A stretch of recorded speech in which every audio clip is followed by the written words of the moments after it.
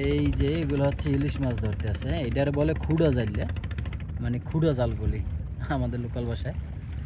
এটা হচ্ছে জাল মারা থাকে, সময় অনুসারে ওরা হচ্ছে এরকমভাবে আসে, আসার পরে এরকম সুন্দর একটা তাপসে আসছে, একদম যেত সরসত করে। এই যে কত বড় একটা চটা বাইলাম।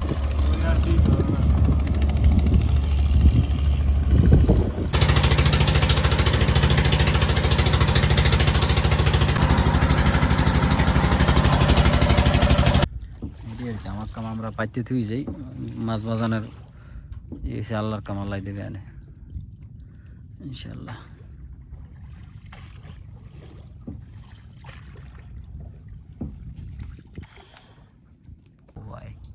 আমার মাথা মানে এমন অবস্থায় তোমাটা বুঝে যাইতেছে দেখেন। হ্যাঁ, এইটা যদি মানে কুলে গিয়ে এই যে তোমাটা যায় না, এইটা গিয়ে যদি ভাঙে আর বিশাল একটা ঢেউর মতো সৃষ্টি হয়। হ্যাঁ, তোমার পরিমাণ। তো যাই হোক, এই যে পান্তা ভাত, মাশাআল্লাহ। হ্যাঁ, পান্তা ভাত এটা হচ্ছে বাঙালির ঐতিহ্য, পান্তা ভাত। এই ভাত আছে, পান্তা ভাত এই আমার দেশে। ইনশাআল্লাহ এই খাবার ভাই, পুরা কই মাছ ভাজা অবস্থাটা দেখেন। হ্যাঁ, মরিচ মরিচ, এই হচ্ছে খাবার, ঠিক আছে। আর এই হচ্ছে ডাল, ঠিক আছে। এখন খাওয়া চলবে খিচ্চা, পান্তা ভাত, মরিচ ভর্তা, ব্যাস সেই মজা হবে। মানে কইতেছে কয় মুসা দিয়ে আলি ফুরছো মানে মাছ। আমাদের বড়শি টানা শুরু হয়ে যাবে। বিসমিল্লাহ বলে আমরা শুরু করতেছি, আস্তে আস্তে করে টান।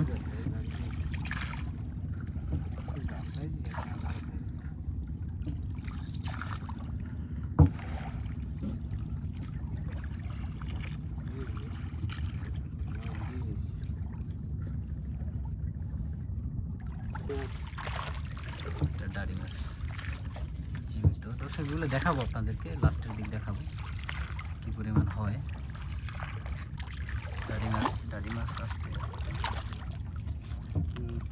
সুন্দর, মাশাআল্লাহ ভালো সাইজই আছে। আচ্ছা, আস্তে সুন্দর কথা খুশি।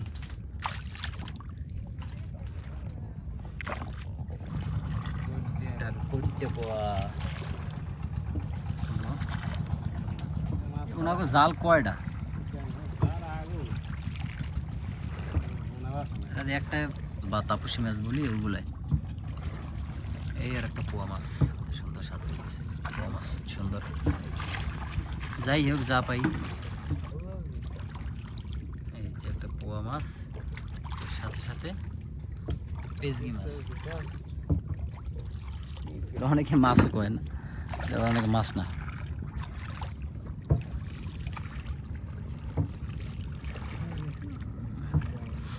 আরো একটা ডাড়ি মাছ,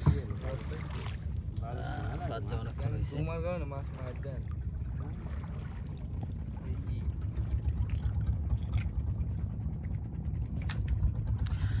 দর্শক, আমাদের জায়গায় সংকট, এই জন্য ঘুরে ঘুরে হয়তো বা আপনাদের দেখাইতে পারবো না, বাট এক সাইড থেকে, এবং লাস্টে আমি দেখাবো যে কি পরিমাণ মাছ পাইছি।